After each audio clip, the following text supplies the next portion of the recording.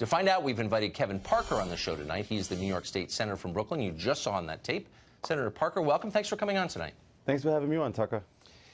So I should just say at the outset what I'm sure our viewers already know, which is it's already against federal law to sell firearms to the mentally ill, thank heaven, and I think all of us support that restriction. So it's already against the law. But what other constitutional rights that we as Americans possess should be contingent on how we behave on social media? Well, let's be clear. I take an oath that supports the amendments in the whole Constitution, both the U.S. and the state government Constitution. And so this is really not about impinging on constitutional rights. This is really about safety. This is really about how do we, in fact, make the state of New York as safe as possible. Now, we've already been very safe. We're one of the top 3 safest states in the entire country, particularly when you look at, mass shootings, thank God. But we can always be safer, and we can always make sure that what happened in Pittsburgh, what we saw in Parkland, what we saw in Orlando doesn't happen here. And so this law simply says, let's look at, what people are putting out on social media as a, part of a set of criteria that we're using to determine who gets handguns. Because hold on, and by the way, I agree with your desire to make your state and every state as safe as we possibly can. But why restrict it to gun owners? I mean, you are an elected official, you're a state senator, you wield a lot of power, you control people's lives. Why shouldn't I have the password to your social media accounts so we can assess whether you should be wielding the power that you do? Well, somebody should put that law in, and maybe we can do that. First of all, but it's a sincere question. Media, would you send me your passwords? Tucker, my social media is open right now. You can go on it and look at it. Anybody can look at it. It's public information, so people can look at my social media. But hold on, why don't you send me your passwords and I'll find out how open it really is? You're requiring gun owners to give you their passwords. Why shouldn't they turn around and ask you for the same? That's a sincere question. Look, what we should be talking about is how do we make the state of New York safe? And I'm simply saying, right now, we're not as safe as we can be because people are saying things on social media, and we're not using that and looking at that as we, in fact, give out a weapon that is used to kill people. Okay, but I get what you're saying. I guess I'm just wondering why we're restricting it. I mean, as long as, and you've said that privacy is not a concern, and if you have concerns about privacy, don't carry a gun, don't buy a gun. Okay, but you're saying that that's the only category to which this applies. Why don't we apply it to voting?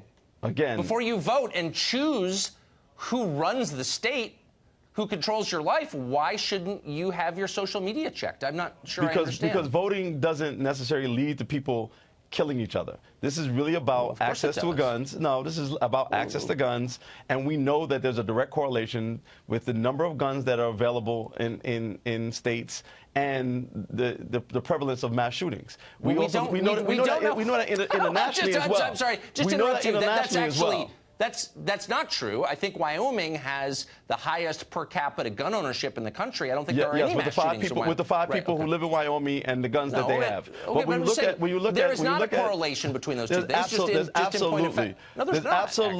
Tucker, there absolutely is. And we look at places like Japan. When we look at places like Japan and we look at places like Australia, they have much lower gun violence, and especially mass shootings. The question here is exactly because they limit the number of guns that people have. But you're not calling for limiting the number of guns in this bill. You're calling for people to turn over their social media passwords so you can decide whether they've said things that are naughty, and if they have, they don't get to own a gun. And so my question is, what other constitutional rights are dependent on your approval? Is the right to abortion? Should we, before allowing women to have abortions, check their social media accounts? This is a sincere question. And if not, why not? Tucker, I'm really focusing on the issue of gun violence. There's too much gun violence in our communities, too much gun violence across the country. Look, I agree. And it's really important that we get it down. But hold on. Who's going to make this? I mean, you're obviously not going to engage the New York State Police. The New York State Police. The New York State Police. But they'll just decide? Typically, before we determine someone is mentally ill, we adjudicate that person mentally ill. That's the term we use. This is not about mental illness. This is in addition to the other... What is it about? In addition to the other criteria that the New York State Police will use, and they already use, to determine who should be eligible to get a gun permit. In addition to that, what I'm saying is we should also have the state police review the social media accounts of the people who are making the request. And take the passwords, right. And so, but what would cause this, so the state police, independent of a judge, just get to decide whether you can have a gun or not based on whether or not they like what you've said on Facebook? Well, the state legislature has the ability, with the signature of the governor, to in fact make law. And so we make it the law, we then can in fact subscribe so then you turn the it power over to the state police to make a determination. It's just which they do all the time, by the way. Which they, well, of course they do. Yeah, the police get to unilaterally decide whether we can exercise our constitutional rights. You're comfortable giving the police that power? No, they're not unilaterally deciding. The state legislature is actually deciding. The state legislature is handing over to them the power to decide. That's in fact not. No,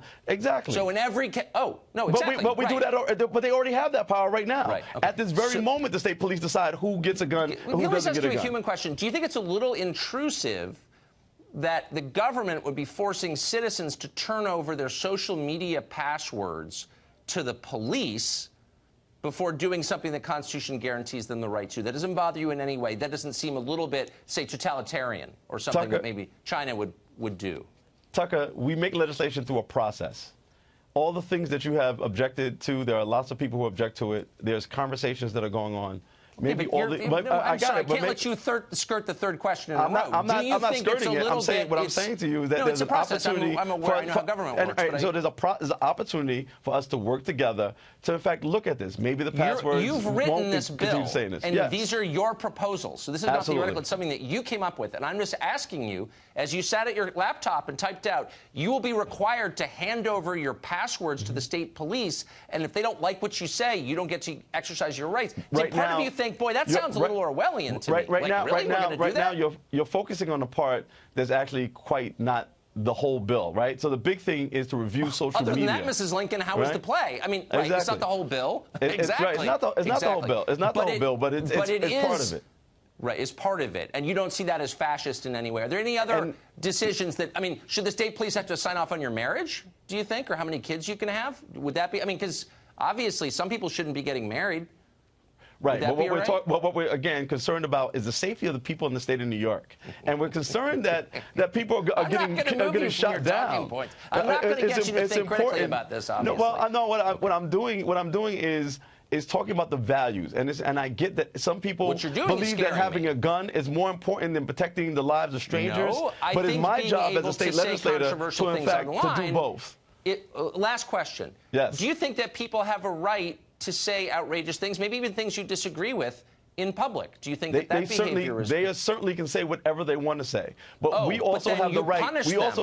We also have a right to deny them a gun permit if, in fact, we believe that the things that they're saying may lead to them endangering the people of the state of New York. It may or may not. I mean, and frankly, the Supreme Court has already said that some speech. If you say something naughty, for instance, we limit speech all the time, like pornography, particularly child pornography, right? Child pornography has not been ruled to be speech. And actually, I would refer you to Brandenburg versus Ohio in 1967, which is the final word on speech from the Supreme Court, since you're interested.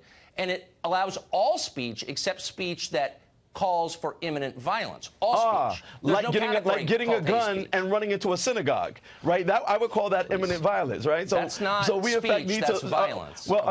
Again, so then we have now you're really scaring me. So we have to limit violence, and I'm saying you limit violence by limiting the kind of we have to limit violence and eliminating privacy. No, come on. Okay. All right. Come on. Give me your password. All right. I'm going to send you my text, and you text me your Facebook password. I'm going to assess what I think of it, and we can talk about it tomorrow. Great. Senator, thank you very much. Let's do that next time. Thank you for having me on. Good to see you.